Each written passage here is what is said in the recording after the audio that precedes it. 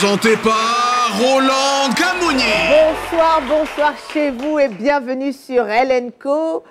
Parfois nous avançons mais avec un cœur entravé, une âme alourdie, un souvenir douloureux. Le poids d'un rejet, la trace laissée par une parole de mépris, sont ces blessures parfois invisibles aux yeux du monde mais qui façonnent notre manière d'aimer, de nous attacher et de nous épanouir. Combien d'entre nous portent en silence les cicatrices d'hier, ces fardeaux invisibles qui entravent notre marche? Préparez-vous à un échange profond, édifiant et libérateur, car la promesse de restauration existe et ce soir, nous allons l'explorer dans...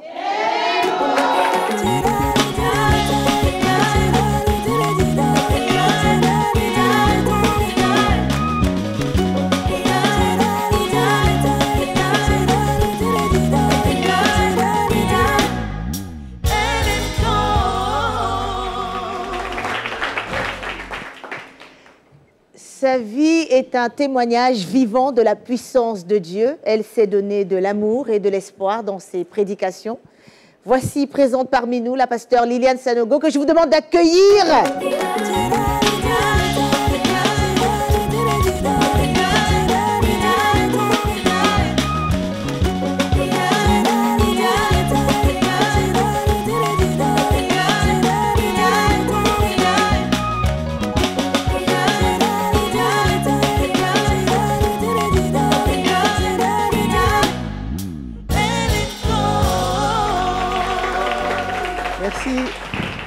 Merci. Bonsoir, pasteur. Bonsoir, Hollande. Comment ça va aujourd'hui? Ça va, Dieu fait grâce. Prête pour ce thème, c'est les blessures invisibles de l'âme. Oui. Que ce soit la trahison, l'abandon, le rejet ou l'injustice, ces blessures façonnent notre manière d'aimer, de faire confiance et de nous affirmer. Aujourd'hui, écoutons l'histoire de ces dames dans Elles témoignent. L'enfance, déjà, j'ai pas grandi avec papa, ni avec maman. J'étais avec ma grand-mère. À l'âge de 9 ans, ma tante part pour des obsèques dans la ville où j'étais, dans la cour familiale, et je l'aimais tellement. Je décide, c'était pendant des vacances, je décide de partir faire des vacances chez elle. J'arrive chez elle en classe de CM1. C'était les injures à n'en point fini. Quand j'arrive au collège, j'avais de bonnes notes. Et à chaque fois que je travaillais bien, elle me disait que c'était parce qu'elle était du corps enseignant. Et donc, elle me disait que c'était des notes de complaisance. Et là, maintenant, ce qu'elle avait commencé, c'était les malédictions. Elle répétait à chaque fois, mais être brillante à l'école ne sert à rien. Tu peux être première de classe et puis tu ne vas rien devenir dans la vie. Ça va créer, pendant mes années lycée, de grosses blessures. Et avec toutes ces paroles, on grandit juste physiquement, sinon émotionnellement. On est brisé, je n'avais aucune confiance en moi. À chaque fois que je retournais vers ma tante, je pense que j'étais vraiment dans la dépendance affective. Je voulais coûte que coûte son amour. Mais bon, j'étais toujours rejetée. Je n'étais pas la bienvenue. Mais je rentre dans le monde professionnel, une personne brisée, qui n'a aucune confiance en elle. Je pense que c'est là même que les maladies émotionnelles vont se... J'étais vraiment triste. Et quand je commence à avoir des enfants, je ne savais pas comment donner des paroles d'affection, d'encouragement. C'est vrai que j'étudiais avec les enfants, mais c'était pour obtenir de bonnes notes. Une fois, j'ai une camarade qui me dit « je viens chez toi ». Elle insiste pour venir passer la journée chez moi avec ses enfants. Elle vient et je vois mes enfants épanouis. Elle joue avec les enfants, ça tape les mains, ça rigole. Bon, j'étais vraiment étrangère, quoi. Et quand elle part, j'entends une voix qui me dit « Tu as vu? Toute la journée, elle a passé ici. Là. Est-ce que tu l'as vu crier sur ses enfants ?» J'ai dit « Non. » « Tu l'as vu élever le ton ?» « Non. » « Comment tes enfants étaient? » Ils étaient tous joyeux, épanouis. Ils ont joué avec Tata et ses enfants. Pourquoi tu ne le fais pas? Ce jour-là, je pense que le Seigneur, je suis vraiment rentrée en moi-même. J'ai dit au Seigneur, je ne connais pas. Moi, je n'ai été éduquée qu'avec des cris. Et donc, c'est tout ce que je connais. Aujourd'hui, j'ai accepté le fait qu'on n'est pas obligé de m'aimer. Mais moi, je dois rester dans ma droite ligne, ma conduite chrétienne selon le Seigneur, sans pour autant attendre que l'autre en face me rende pareil. Et je pense que depuis lors, enfin, je connais ce que c'est que avoir la paix intérieure, avoir la joie de me sentir moi-même. Les autres ne sont pas obligés de m'aimer, mais moi, je peux m'accepter telle que je suis. Et puis, aimer les autres, simplement, sans rien attendre. Accueillons Marie-Karen.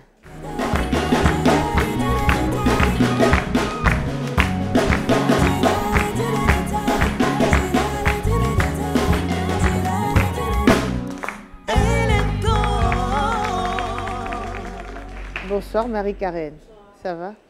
Merci vous. Juste préciser que ce n'est pas vous dans la vidéo, ce n'est pas votre témoignage. Oui. Donc vous avez un autre témoignage sur les blessures de l'âme, c'est ça? Exactement. Mais avant de rentrer dans votre témoignage, qu'est-ce que vous avez pensé en regardant, en écoutant cette vidéo?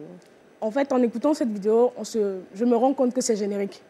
C'est-à-dire les blessures intérieures, lorsqu'on parvient à palper la cause, elle devient générique. Parce que dans son histoire, on se rend compte qu'elle n'avait pas de papa, elle n'avait pas de maman. Et ça crée la même cause. Même cause produit les mêmes effets. Manque de papa veut dire rejet, veut dire manque d'affection, dépendance affective. Ce sont des mêmes causes que peut-être vous allez... Avec votre histoire? Exactement. Ok. Mais allons-y dans votre histoire alors.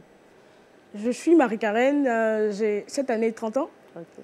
Sauf que dans mon enfance, je n'ai pas vécu avec papa, je n'ai pas vécu avec maman. Mais moi, j'ai vécu avec maman. Je vais préciser pourquoi je dis que je n'ai pas vécu. Ce qu'on oublie, c'est chercher l'argent lorsqu'on est parent célibataire empêche certains moments d'être présente dans la vie. Donc moi, j'ai été plutôt avec l'amour de papa, mais financier, et l'amour de maman de manière financière. Sauf que je rencontre mon père, j'ai 7 ans. Je ne l'ai jamais vu. Je ne sais même pas d'où il était. Et avec une maman qui cherche de l'argent, qui se bat pour t'offrir la meilleure vie que tu puisses avoir, tu es seul. Tu es tout le temps oublié à l'école. Et tu as des camarades de classe qui te disent « Mais où est ton papa? Vu qu'on fait des anniversaires, toi, par la grâce de Dieu, ton anniversaire tombe toujours pendant les grandes vacances. » Donc du coup, quand on fait les anniversaires, il n'y a pas papa, il n'y a pas maman. Et lorsqu'on vient chercher les autres à l'école, toi, tu n'es jamais là. Il n'y a pas de papa, il n'y a pas de maman. Moi, j'étais tellement oubliée à l'école parce que maman cherche l'argent. Parfois, le chauffeur oublie même. Parce que le chauffeur avec maman, il oublie. Que, mais il est 20h qu'on se souvient, mais il y a un enfant dans la maison. Si l'enfant est où même? Il est 20h. Ce qu'on oublie, c'est que lorsqu'il est 20h dans une école, avec un gardien, il y a des attouchements. Oh là là. Et tu te retrouves seul. Tu grandis avec ça. Et lorsque tu rencontres ton père, il est là, mais pour t'acheter, pour te faire combler le vide là, mais par l'argent. En t'offrant tout ce que tu veux. Tout ce que tu peux imaginer, il va t'offrir, mais il n'est pas là. Ça crée en toi une dépendance affective au point où, si je vous montre mon répertoire, il y a 5 ans, il y avait les papas, maman. C'est-à-dire, si je vois que je t'aime bien et que tu m'accordes un peu de ton affection, je t'appelle papa.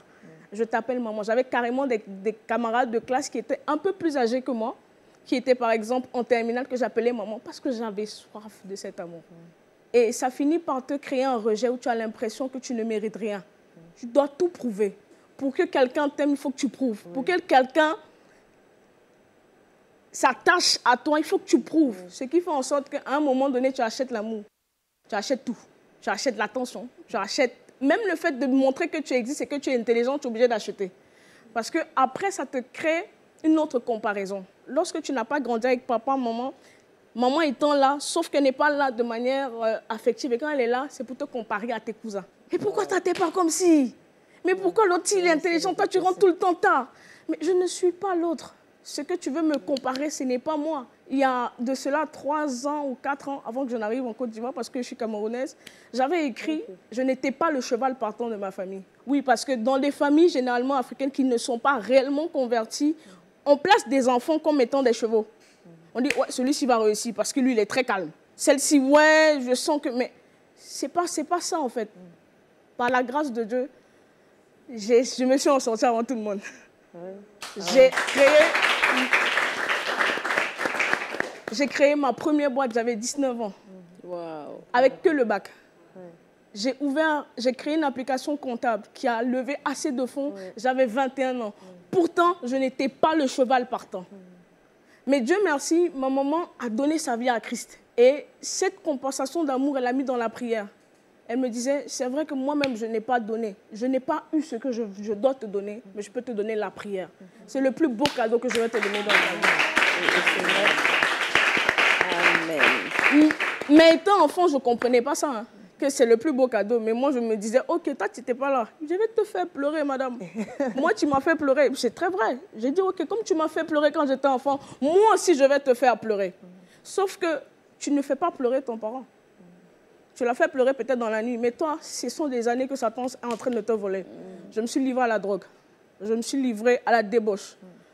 J'ai quitté le foyer de ma maman, une maison qu'elle a construite pour aller vivre dans la rue.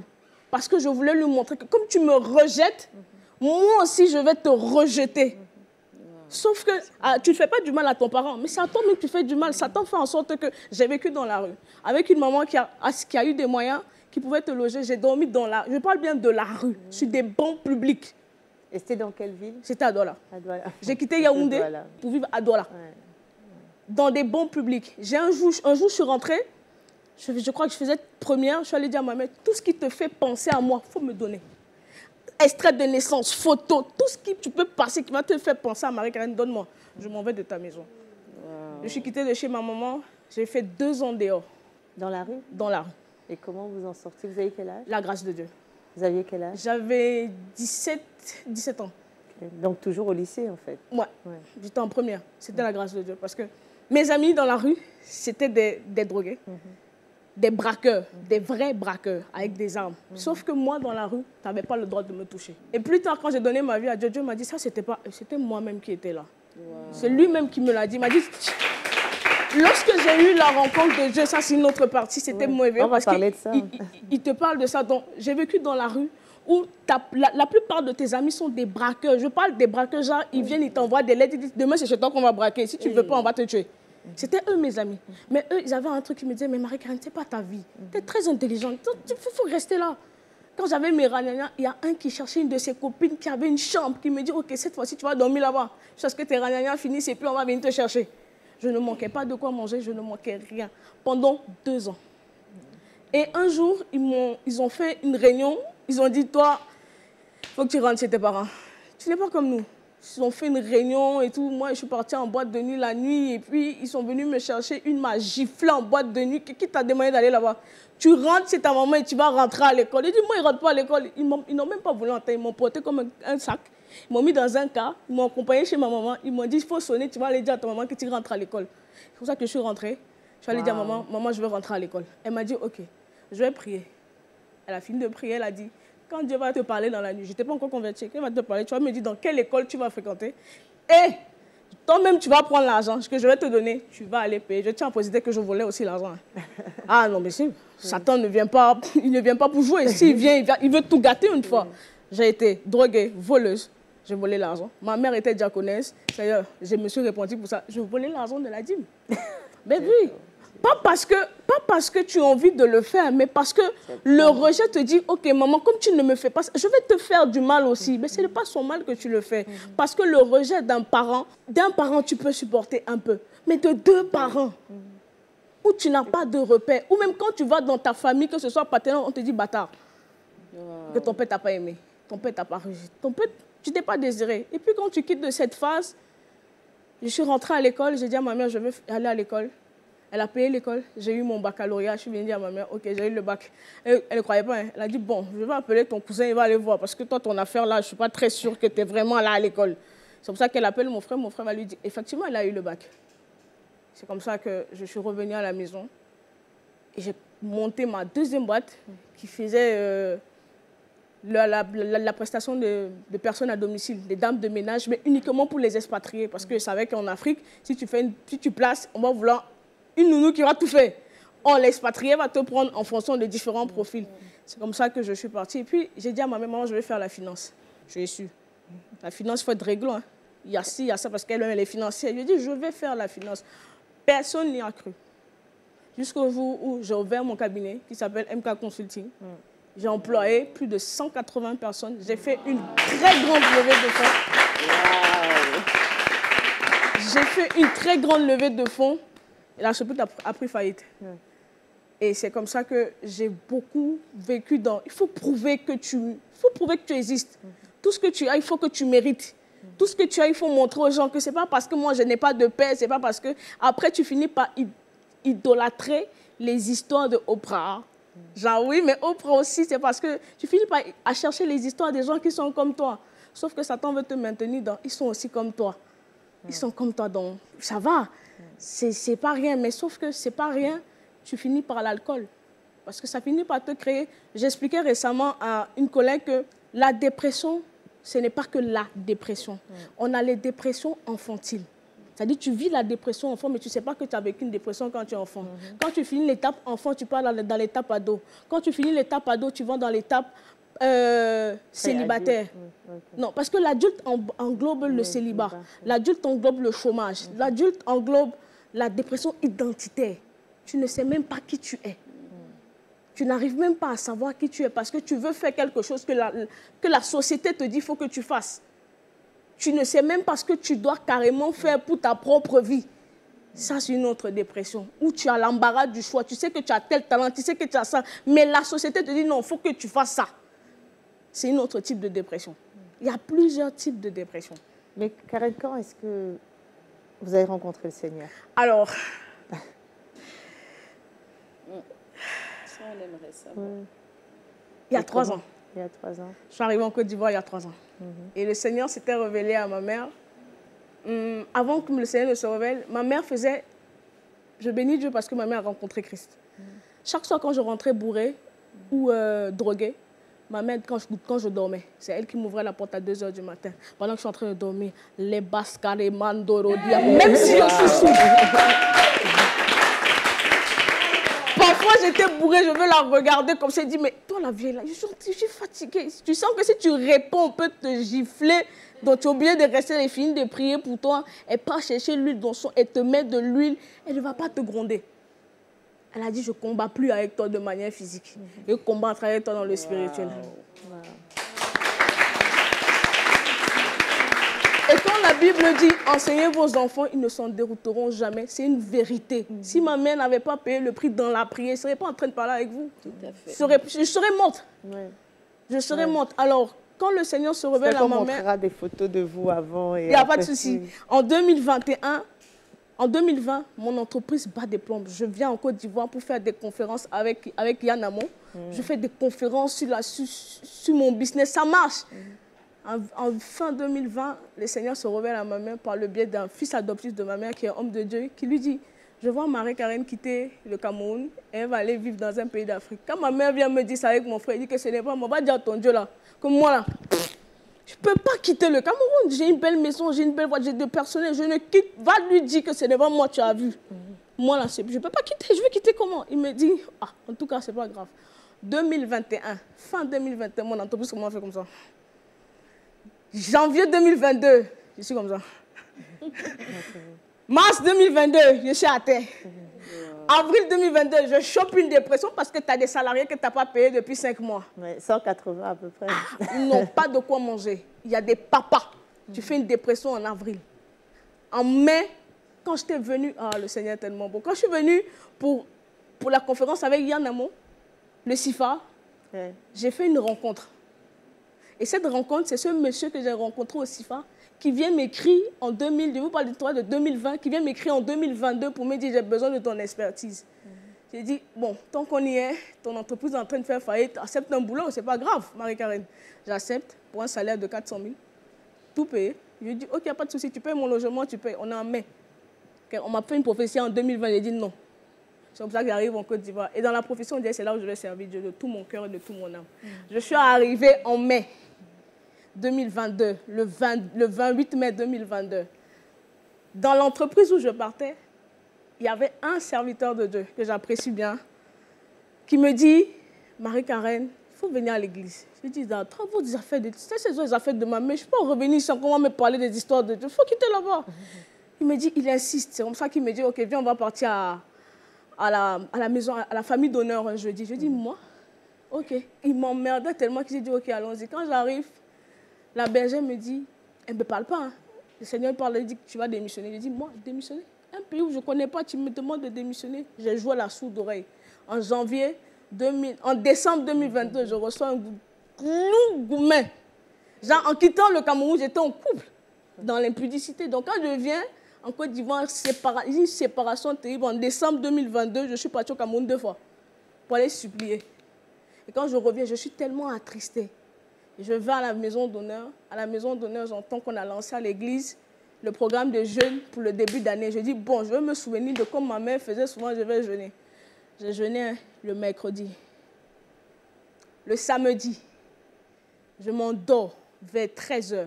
Je sais que j'ai fermé la porte de ma chambre. Il y a quelqu'un qui rentre dans ma chambre. Je rappelle que j'ai un loup. Déjà, le genre de...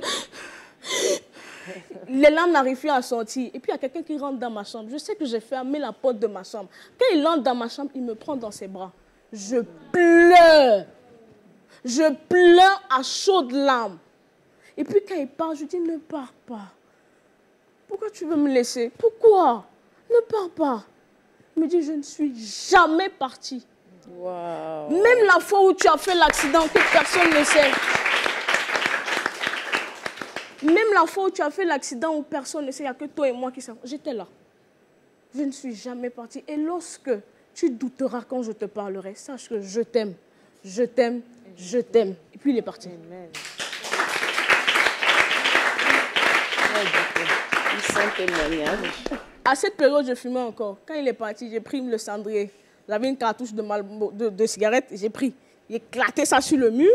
J'ai pris le paquet, j'ai suis allé mettre ça au WC, j'ai chassé. Ça ne partait pas. J'ai pris un seau d'eau, j'ai versé, ça ne partait pas. J'ai enlevé ça dans la vie. Bon, comme tu ne veux pas partir, moi, mais ils vont enlever ça là-bas. J'ai enlevé et je suis allé jeter. Et puis j'ai dit, j'ai appelé mon frère, j'ai appelé la bergère, je leur ai raconté, ils m'ont dit, il y a une autre expérience que tu vas vivre. Je dis, mais qu'est-ce que je veux encore vivre à part ce que j'ai vu là? Tu ne peux pas rencontrer celui que tu as rencontré, tu vas vivre. À 16 h, je me rendors. Il y a 3 personnes qui rentrent dans ma chambre avec un brancardier. Quand ils entrent dans le brancard, ils m'opèrent. Un ouvre mon ventre, l'autre ouvre ma tête et l'autre s'occupe du bas. Wow. Le premier qui ouvre mon ventre enlève un très gros serpent qui a la taille, c'est-à-dire ceci, mais enroulé. Il l'enlève, il met de côté. L'autre ouvre ma tête, il enlève des débris jaunes qui sentent mauvais. Il l'enlève, il nettoie. Comme quand on va chez le dentiste, il y a un truc qu'on fait comme ça, on pulvérise. Il l'enlève, il fait. Les 3 ont fini de faire tout ce qu'ils avaient à faire. Ils referment et puis ils s'en vont. Il y a 2 qui s'en vont. Ils ont un brancard. Ils partent avec tout ce qu'ils ont enlevé sur moi. Et puis je suis là debout. Il y a un autre qui reste qui me dit, lève-toi, je vais t'habiller. Quand il m'habille, j'ai dit, mais toi tu habilles quelqu'un et tu ne mets pas de dessus. Il faut mettre aussi le sous-vêtement, tu me portes une robe blanche. Faut mettre. Il me dit, ah, le Saint-Esprit m'a dit que tu es très drôle. Il dit, Saint-Esprit, c'est qui? Il me dit, tu ne lis pas ta Bible. Il dit, mais la Bible, là, je vais lire quoi dedans? Il me dit, tu as beaucoup de questions. J'ai dit, oui, toi d'abord, c'est qui? Il me dit, si tu lisais ta Bible, tu allais savoir qui je suis. Qui est-ce que Dieu envoie? Il dit, mais toi, tu es qui? Il me dit, va lire ta Bible, tu vas savoir qui je suis. Il dit, ok. Il me dit, qu'est-ce que tu veux savoir? Je lui ai dit, qui t'a envoyé? Il me dit, c'est Jésus. Il dit, Jésus t'a envoyé faire quoi? Il me dit, toutes choses sont passées, toutes choses sont devenues nouvelles. Maintenant, tu es une nouvelle créature. Ce que je t'ai mis là, c'est un nouveau départ.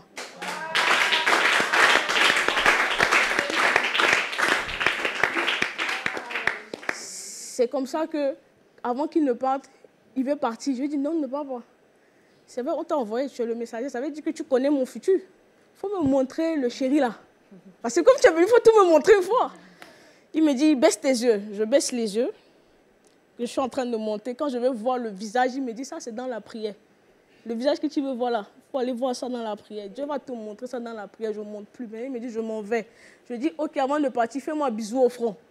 Il me dit, mais toi tu es nuisible. Il dit, fais-moi faire un bisou au front. C'est là où il me fait 3 bisous et puis il s'en va. Quand il s'en va, je raconte ça à des hommes de Dieu qui m'expliquent, ok, voilà ce qui s'est passé. Et puis je ressens fortement faire le jeûne de Daniel. Je fais 21 jours de jeûne en février 2023. Février 2023, je fais les 21 jours. Et dans les 21 jours, je reçois les 3 premiers jours, tu vas écouter ce que c'est que se repentir, la repentance. Tu vas vraiment te repentir. Je vais écouter les anciens enseignements du pasteur Marcelo. Après ça, il m'apprend qu'est-ce que c'est que la prière. Je vais écouter les enseignements de la prière de papa Mohamed. Qu'est-ce que c'est que prier? Comment prier? Après, il me fait écouter les enseignements de Mohamed Karamberi. Comment est-ce qu'on a une relation avec le Saint-Esprit? C'est cette relation avec le Saint-Esprit qui m'a permis d'être cette nouvelle créature. C'est la plus... S'il faut que je retienne quelque chose au sortir de là, c'est le Saint-Esprit, mon meilleur ami. C'est-à-dire, je me comporte comme un enfant se comporte avec une maman. C'est-à-dire, comme je serais avec maman Lily, je vais dire, maman, j'ai faim. C'est comme ça que je fais. Tout à l'heure, quand je viens, j'ai dit, Seigneur, je n'ai rien préparé, tu sais, oh, j'ai faim moi-même là. Donc, ce que tu vas mettre dans ma bouche, faut mettre, je vais parler, sinon je ne connais rien. Moi, devant le Saint-Esprit, j'ai dit, ça fait 17 ans que j'ai géré ma vie. Je n'ai rien vu dedans. Là, tu dis, tu veux gérer, non. Il faut prendre un tirage, gérer. Moi, mais je suis spectatrice. Où est-ce que tu vas m'emmener? Et depuis que j'ai décidé d'accepter Jésus, maman Lily, je suis dans une très belle maison où je suis le Seigneur à vase d'honneur, où j'apprends à marcher avec le glorieux Saint-Esprit. Et comment est-ce que j'ai guéri de mes blessures intérieures? Le Saint-Esprit lui-même l'a fait. Il m'a dit, il m'a expliqué ce que chacun avait comme rôle à jouer. Et il m'a fait comprendre que certaines personnes souffrent de blessures intérieures. Un, parce qu'ils n'ont pas rencontré Christ déjà aussi. Ils ne savent même pas. Ils n'ont pas rencontré Christ. Et deuxièmement, parce qu'ils ne posent pas de questions. Parfois, on peut être enfant de Dieu, mais on ne pose pas les questions à Dieu. Seigneur, j'ai vécu ça, pourquoi? Il m'a dit, si tu n'avais pas vécu ça, tu aurais été un enfant pourri gâté. Un enfant qui n'allait pas connaître la valeur des choses. Tu allais avoir les choses, mais tu n'allais pas connaître la valeur. Tu n'allais pas forcément faire l'appel que j'ai mis en toi. Vivre dans la rue te permet de comprendre que les gens ont faim. Vivre dans la rue te permet de savoir que manger, c'est une grâce. Vivre dans la rue te permet de savoir que où tu peux dormir, même chez le tonton qui t'insulte là, c'est une grâce. Vivre dans la rue te permet de savoir que tout ce que tu as ne vient que par Dieu. Il y a des situations où on est obligé d'aller demander à Dieu, Seigneur, je vis ça. Ça fait mal la réponse. La réponse fait souvent très mal. Je suis sûre d'une chose, c'est que lorsque chacun de nous ira poser la question, pourquoi ça fait, il donnera le go. Dans ma Bible que je lis, il a toujours donné une instruction, il a donné le comment faire ces instructions. C'est-à-dire, si tu vas poser la question, il va te dire pourquoi c'est arrivé, il va te dire voici ce que tu dois faire. Moi, pour que je guérisse, il m'a dit, va écrire à ton père. Tu fais tout un long message. J'ai dit, moi, écris au monsieur là. Pourquoi? C'est lui qui m'a blessé. Il m'a dit, non, va écrire à ton père. J'ai écrit à mon père, j'ai écrit à mes soeurs, j'ai écrit à tout le monde à qui moi, je savais que c'était eux qui étaient la faute. Pourtant, c'était moi la fautive. Et jusqu'à aujourd'hui, mon pardon là, dès que tu m'as fait quelque chose, j'ai mal. Mais si je dors, il me réveille. C'est comme si tu ne m'as jamais rien fait, même dans ma vie.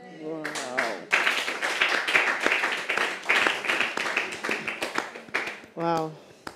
Après ce témoignage puissant, on va quand même écouter ce que dit la Bible, hein, que dit les blessures. Karen, vraiment, bravo, félicitations. Le Seigneur s'est vraiment manifesté dans votre vie. On le souhaite pour toutes les personnes qui connaissent des blessures intérieures, qui ont eu des débuts difficiles. On souhaite que, voilà, ils rencontrent le Seigneur et qu'ils avancent. Donc après ce témoignage profond de Marie-Karen, nous allons poursuivre avec cette étape. L'idéal serait d'inviter tous vos proches à prendre place à vos côtés, car Dieu a une parole pour chacun de nous, surtout en de pareilles circonstances. Sans plus tarder, accueillons la pasteure Liliane Sanogo pour son enseignement.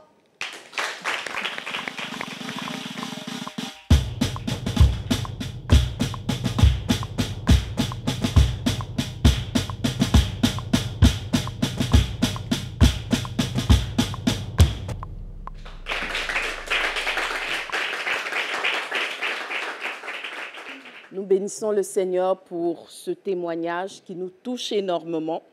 Alors, ce qu'il y a de beau dans ce témoignage, c'est que on a vu le parcours, on a vu comment les blessures ont été infligées, comment elle a vécu ça, mais surtout, on a vu comment Dieu l'a conduite à la guérison. Alors, mon propos va se situer dans cette sphère-là. Alors, que dit la parole de Dieu? Mais pour mieux comprendre le chemin de la guérison divine, il faut aller voir ce que la Bible nous présente comme exemple de ces cas de blessure intérieure. On va parler par exemple de la blessure intérieure d'Absalom, qui a été créée par l'événement dans lequel son frère a violé sa sœur. Je parlais donc de blessure. Et puis, David même, le père d'Absalom, va être blessé aussi par l'attitude d'Absalom. Moi, personnellement, je pense que Absalom était quelqu'un de bien au départ. La Bible dit qu'il était beau, Quelque part, il avait une beauté physique. Je pense aussi qu'il devait avoir une beauté intérieure. Mais la blessure qu'il a vécue a complètement modifié le comportement d'Absalom. Il a gardé en lui cette blessure et ça a dicté tout ce qui s'en est suivi. Il est devenu meurtrier, il est devenu rebelle. En fait, c'est devenu une toute autre personne. Alors, donc, le danger de la blessure intérieure, c'est que ça va te changer. Ça va changer la personne que Dieu a faite de toi au départ. Dieu t'avait créé douce, tu vas devenir une personne brutale et violente si tu ne le laisses pas guérir tes blessures intérieures. Dieu t'avait créé peut-être quelqu'un de calme, de casanier, tu vas te retrouver à la rue, être dans la drogue, dans beaucoup d'autres choses qui n'étaient pas prévues au programme, simplement parce qu'une blessure est venue se loger dans ton âme et tu n'as pas entamé le processus de guérison avec Dieu. Naomi aussi a eu ses blessures intérieures quand elle a perdu son mari et ses enfants. Mais c'est une femme qui, quelque part, a laissé Dieu la guérir. Elle avait dit, ne m'appelez plus Naomi, appelez-moi Mara, qui veut dire amertume. Pourquoi? Parce que les personnes blessées vont développer de l'amertume, vont développer des rancunes. Quand on a vécu des choses fortes, quand l'âme est blessée à l'intérieur de soi. Je disais tout à l'heure que le chemin va être un processus. Un processus, cela signifie que ça ne sera pas forcément instantané, voyez, parce que les blessures intérieures vont se loger très profondément à l'intérieur de l'individu. Dieu va commencer un processus qui chaque jour va aller vers une guérison totale. Alors, là où je voulais m'arrêter, c'est le fait que beaucoup de personnes qui ont été blessées, sans entamer le cheminement de la guérison, se disent « le temps fera ». Voyez, si vous avez rencontré des personnes qui ont souffert de blessures émotionnelles, leur premier mot c'est « le temps fera ». Le temps fera. Mais je veux dire à quelqu'un, tant que la blessure n'est pas traitée, tu te rendras compte que le temps n'a pas d'impact. En fait, le temps va donner l'impression que la blessure est guérie. Mais ce n'est qu'une impression. En réalité, c'est comme si une croûte va venir se loger sur la blessure, donner l'impression qu'il y a cicatrisation pendant que la blessure va continuer de prospérer à l'intérieur. Alors, qu'est-ce qui va se passer? Chaque fois que quelque chose viendra toucher la cicatrice, la blessure, la douleur, la peine va refaire surface. Il y a nécessité d'entreprendre le processus de la guérison. Et ce processus est divin. C'est un processus qu'on fait avec Dieu. Comment est-ce que le Seigneur procède? Quand le Seigneur va venir à toi, soit par l'Esprit ou à travers une personne qu'il va envoyer, voici ce qu'il va te demander. Première chose, tu vas devoir retourner à l'intérieur de toi. Il faut revenir à la source, là où tout a commencé, pour pouvoir identifier clairement et la blessure et les causes de ces blessures. En général, on n'aime pas, quand on a été blessé, on n'aime pas revenir sur la situation. Mais il est important de revenir sur les lieux du crime. Parce que c'est là que la guérison va commencer. C'est là que la guérison va commencer. Là où tu as été blessé, Dieu va te ramener à l'événement. Il va te ramener à l'événement. Pourquoi? Parce qu'il a besoin que tu l'identifies clairement. Il a besoin que tu l'identifies clairement. Et en l'identifiant, qu'est-ce qui va se passer? Le Seigneur va t'emmener à relativiser. C'est le but. Quand Dieu te ramène sur l'événement, il va essayer de te donner une vision plus large de ce qui s'est passé. Pourquoi? Parce que Dieu veut t'emmener au pardon. Le Seigneur veut t'emmener au pardon. Peut-être que tes parents t'ont blessé par leur absence, mais en te ramenant dans la maison de ton Père, Dieu va te dire, regarde, peut-être elle-même n'avait pas connu l'amour. Elle-même n'a pas reçu ce que tu lui demandes. Elle-même a souffert de ceci ou de cela. Et alors, en relativisant, on te rendra compte que, en fait, il y a une possibilité de justifier cette personne-là. Tu seras capable de pardonner. Une fois que ça s'est fait, que le pardon a été accordé, le Seigneur va commencer un processus d'oubli. Il est important d'oublier les choses passées pour pouvoir aller sur le futur. Tout ce qui est enfoui, on a l'impression qu'on l'a oublié, mais en réalité, on ne l'a pas oublié. Il suffit que quelque chose vienne toucher. Il suffit qu'une lumière vienne illuminer la chose pour que ça refasse surface. Il faut non seulement pardonner à la personne, aux bourreaux qui nous ont fait souffrir, mais en quelque sorte aussi nous pardonner à nous-mêmes. Voyez, on doit se pardonner d'avoir laissé la situation nous briser. Tu vois, tu dois te pardonner à toi-même. Et quand tu l'auras fait, Dieu va commencer à te faire oublier. Oublier d'une certaine façon. Voilà. Je sais qu'il y a des événements qui ne peuvent pas s'effacer totalement de la mémoire, mais on va finir par oublier la toxicité de l'événement. Et alors, qu'est-ce qui va se passer? Quand tu t'en souviendras comme, je dirais, comme exemple, en quelque sorte. Quand on prend la vie de Joyce Meyer, elle a vécu des événements durs. Elle a été abusée dans son enfance. Mais aujourd'hui, le processus de guérison lui permet d'en parler avec le sourire. Pourquoi? Parce que l'événement n'est plus toxique. L'événement est devenu une expérience. Et je vais terminer en rappelant cette phrase que quelqu'un a dite.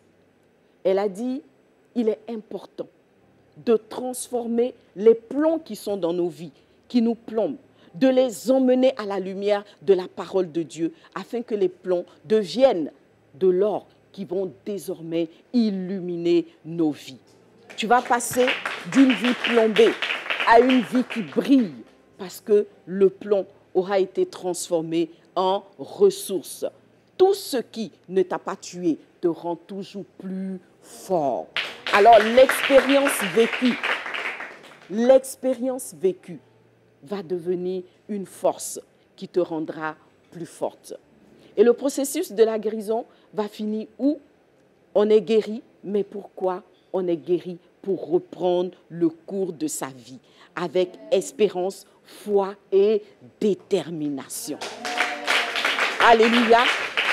Là où la blessure t'avait laissé, tu dois te relever.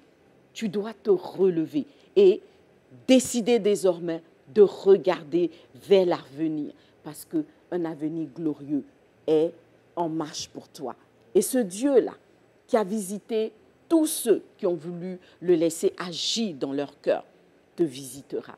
Il a dit clairement, venez à moi, vous tous qui êtes fatigués et chargés, je vous donnerai du repos. Que le Seigneur accorde du repos à ton âme, à ton esprit. Dépouille-toi. Laisse le Seigneur te vider de tout ce qui t'alourdit et te remplit de sa paix, de sa joie, parce qu'il y a un avenir. Il y a une vie après la blessure. Il y a la guérison divine qui vient te donner un nouveau départ. Que Dieu te bénisse abondamment. Et je voudrais t'inviter à prier avec moi. Père, nous voulons te dire merci, oh Dieu, pour ta parole. Dans ta parole, tu as restauré des personnes qui étaient brisées. Tu as restauré cette femme, oh Dieu vivant, qui avait tout perdu. Elle avait perdu époux, elle avait perdu ses enfants. Mais comme je l'ai dit, tu lui as envoyé une personne, dans Ruth, sa belle-fille.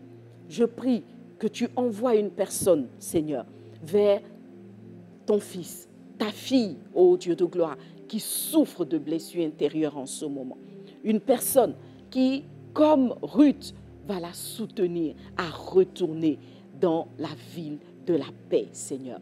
Je prie que tu envoies également vers ta fille ton Fils, ô Dieu vivant, le Saint-Esprit, cet esprit de consolation et de restauration, qui a le pouvoir, Seigneur Dieu, de sortir du puits émotionnel dans lequel cette personne est plongée pour la repositionner sur le chemin de sa destinée. Merci parce que tu le fais maintenant, ô Dieu vivant. Seigneur, ce n'est pas demain, mais c'est maintenant que tu guéris. C'est maintenant que tu redonnes de l'espoir. C'est maintenant que tu tiens par la main cette personne qui en a besoin pour reprendre le cours de sa vie. Merci Seigneur, que toute la gloire te revienne. Amen.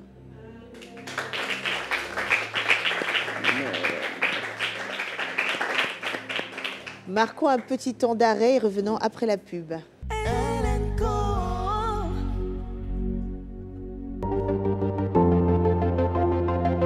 J'ai de grands projets pour mon futur, mais je suis aussi resté fier de mes origines, fidèle à mes proches, et je veux pouvoir en faire profiter ma communauté.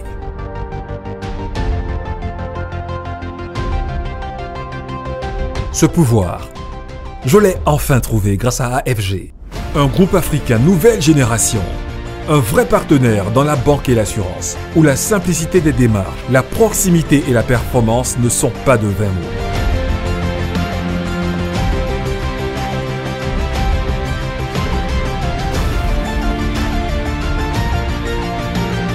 Avec AFG, nous pouvons réaliser nos rêves.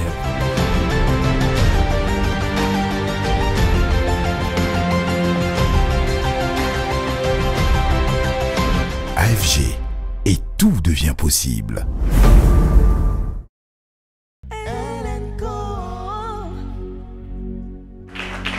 De retour sur le plateau de LNCO après cette prédication. En tout cas, merci Marie-Karen pour ton témoignage vraiment édifiant. Je pense que beaucoup de personnes seront très, je vais dire, édifiées encore par celui-là.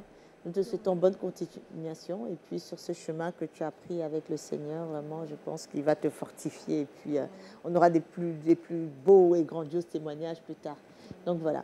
Ici, l'actualité prend un virage inattendu. On décrypte, on analyse, on bouscule les codes avec un regard très original. C'est la chronique décalée de Mouna Estelle.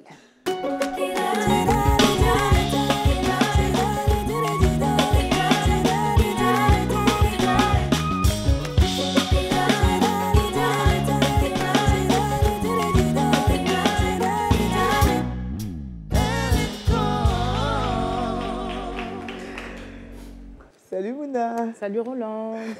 Bonsoir pasteur. Alors bonsoir chez vous. Bienvenue dans votre chronique préférée que vous aimez tant, la chronique décalée. Alors on s'assoit confortablement, on attache nos ceintures car nous décollons. Alors aujourd'hui nous parlons de se libérer des blessures intérieures. Il y a quelques années de cela, dans l'esprit de plusieurs, ce mal concernait que l'Occident, les Blancs. Combien de fois, étant petits, ne nous a-t-on pas rabâché à la figure alors que nous essayons tout simplement d'extérioriser un mal-être? Tu m'arrêtes tes choses de blanc. Comme si les Africains étaient immunisés. Mais bon, bien évidemment, au fil des années, cela s'est avéré totalement faux, car il n'est ni question d'un continent, d'une couleur, mais d'un intérieur. Alors, si vous avez un net intérieur, vous êtes vous aussi exposé aux blessures intérieures. Alors, il y a deux manières de ne pas guérir d'une maladie. La première est d'en ignorer l'existence, la deuxième d'avoir connaissance et de refuser de prendre le traitement qui nous est prescrit. C'est la raison pour laquelle aujourd'hui, j'aimerais m'adresser au RESPO du département des blessés et convertis des 50 ans et plus de nos églises. Oui, très cher RESPO, à un moment donné, il va falloir arrêter de se cacher derrière cette parole qui dit que Jésus est venu pour les malportants. Oui, Jésus est venu pour les malportants, mais en repartant, il espérait que tu te portes bien. Mais... Sauf que ça fait 50 ans et il n'y a toujours pas de guérison. Et tu n'es pas sans savoir que ce sont des blessés qui blessent. Alors oui, nous sommes blessés et quand on essaie de rétorquer, on nous répète qu'il faut mourir à soi. La mort à soi, oui. Ben, la mort à soi, comme l'expression l'indique, pas toi tu me tues, la mort à soi. Donc c'est une décision qui vient de moi. Je dois accepter de mourir, pas que tu dois me tuer. Personne ne t'a établi meurtrier sur ma vie. Alors, très cher Respo, à un moment donné, il va falloir prendre une décision très concrète. Et si vous refusez de guérir, alors ne travaillez pas, ne vous mariez pas, ne vous liez pas d'amitié et restez chez vous. Que Dieu vous bénisse et à bientôt. On prend une petite pause publicitaire, on revient tout de suite après.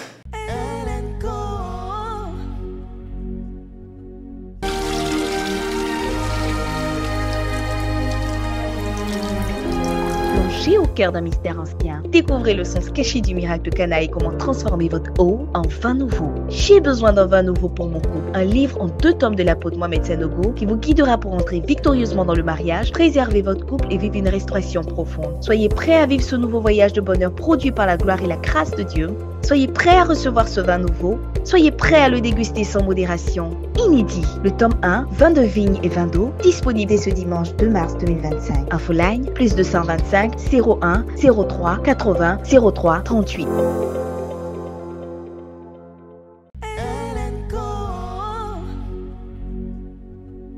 De retour sur le plateau de Hélène Co, vous êtes une femme de foi, passionnée par l'entrepreneuriat. Vous rêvez de voir des femmes entreprendre et impacter le monde des affaires avec excellence et intégrité. Alors ne manquez pas notre rubrique « Elles entreprennent ».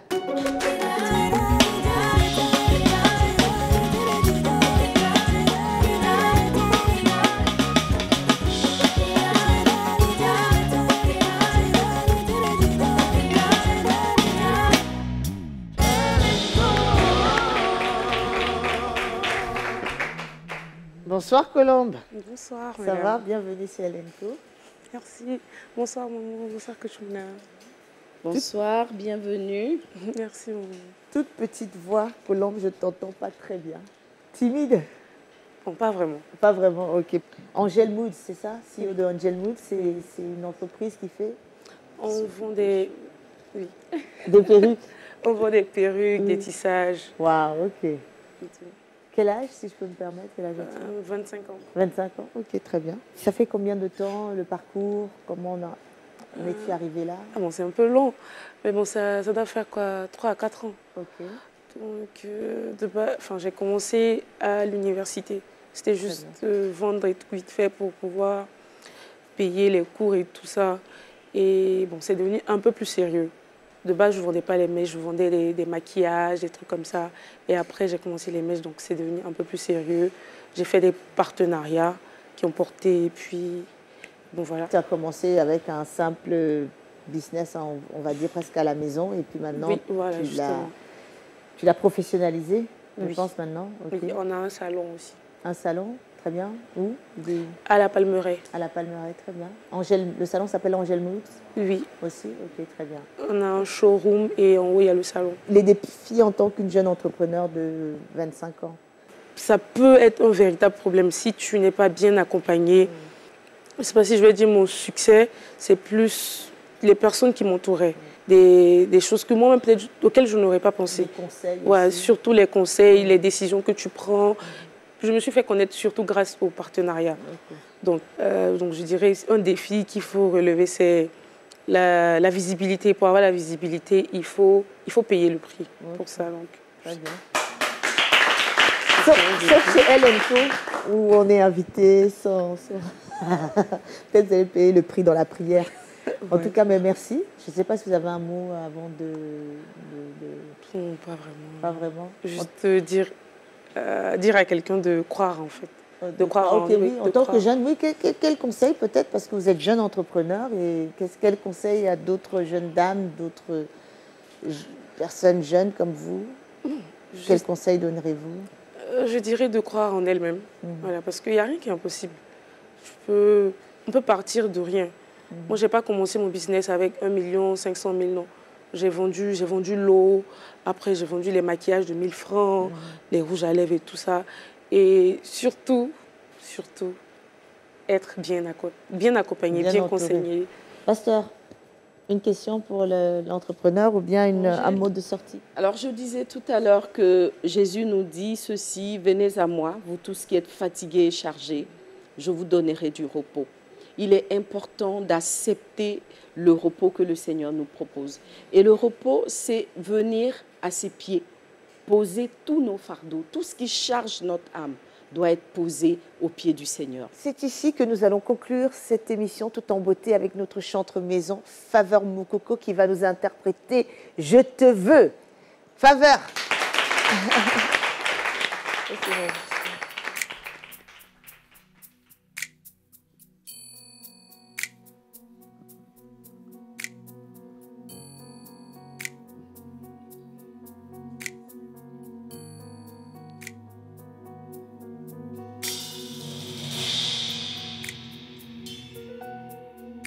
Peut-être que tu passes par des moments compliqués. Tu as tellement été blessé par les hommes que, en ce moment, ton cœur est en train de dire à Dieu, je te veux de tout mon cœur. Il est là près de toi. Viens, il est là près de toi.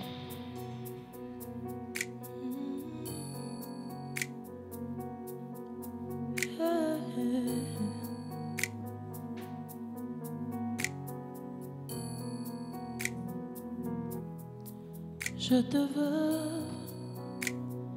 autre chose peuvent attendre. Je te veux, je sais que ce n'est pas trop tard.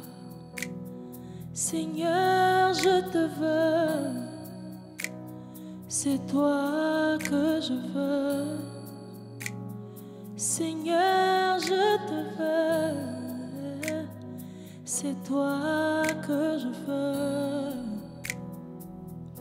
besoin de toi, autre chose peut attendre. Je te veux, je sais que ce n'est pas trop tard. Seigneur, je te veux, c'est toi que je veux. Seigneur, je te veux, c'est toi que je veux. Si j'ai trouvé grâce à tes yeux, ne me prive pas de toi, ne me prive pas ta gloire. Et si je suis adorateur, ne me prive pas de toi, ne me prive pas de toi. Quittons le monde pour te suivre, ne me prive pas de toi, ne me prive pas de toi. Tu es tout pour moi. Yeah, yeah. Tu es tout pour moi. Yeah, yeah. Oh Seigneur, soyanga. Yeah, yeah. Oh Seigneur, soyanga.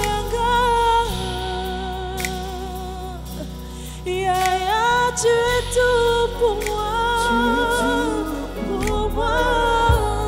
Yeah, yeah. Tu es tout pour moi. Yeah, yeah. Tu es tout pour moi. Tout ce que j'ai de plus précieux, c'est mon Jésus. Tu es tout pour moi. Tu es tout pour moi. On va dire ceci. Je lève les mains vers le ciel. Je te donne mon cœur. Je dirai à mon âme, tu es Dieu de tout. Même si les mers se déchaînent, toi tu parlais, tu les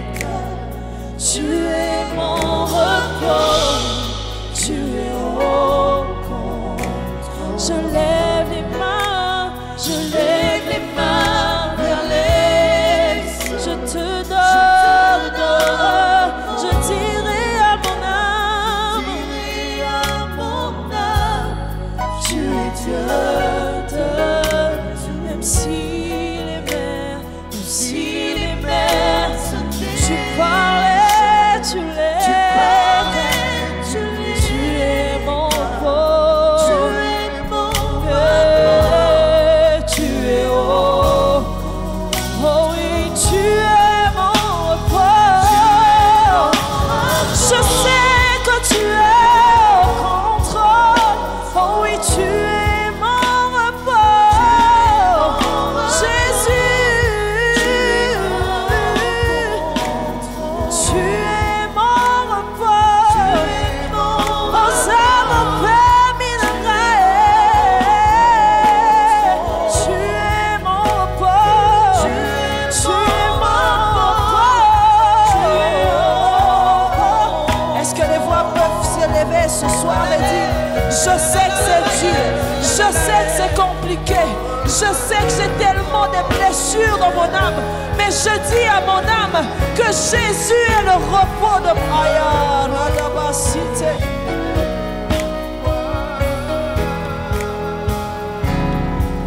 Dis à ton âme, Jésus est le repos, Jésus est mon repos. Ces blessures finiront par être séchées parce que Jésus est le consolateur, Jésus est mon repos, Jésus est tout ce dont j'ai besoin pour passer à une autre étape de ma vie. Oh. Tu es mon repos, tu es au contrôle, tu es mon repos, tu es mon repos, tu es oh, moi je le sais, tu es mon repos, tu es mon repos, tu es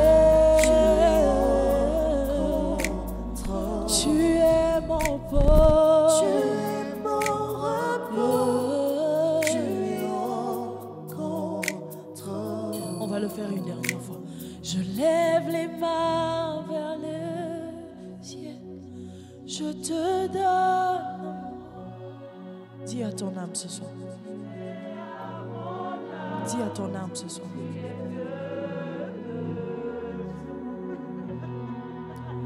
Même si les mers se déplacent, il est en train de restaurer un cœur ce soir.